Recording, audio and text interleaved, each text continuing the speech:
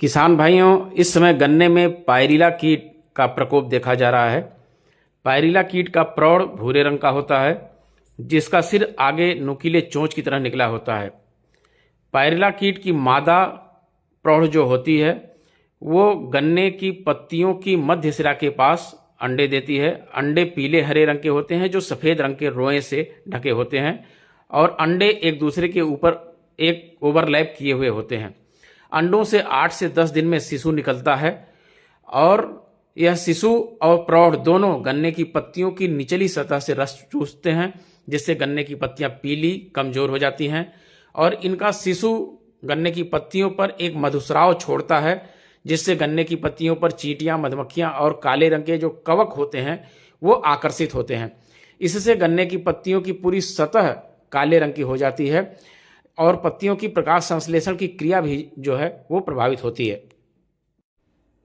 इस कीट के नियंत्रण हेतु अपने खेत का निरीक्षण कर लें कि यदि पायरिला कीट का परजीवी इपिरकेनिया मेलेनोल्यूका आपके खेत में मौजूद है तो किसी भी कीटनाशक का प्रयोग ना करें।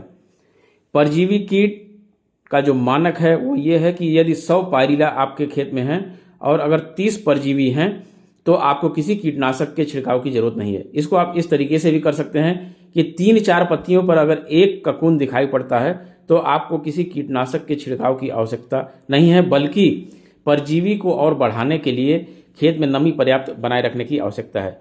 यदि किसी खेत में ककून बहुत ज़्यादा हैं तो वहाँ से भी आप तोड़ करके ला करके अपने खेत में ककून को ट्रांसप्लांट करके भी उसके परजीवी की संख्या बढ़ा सकते हैं, जिससे किसी कीटनाशक का छिड़काव ना करना पड़े।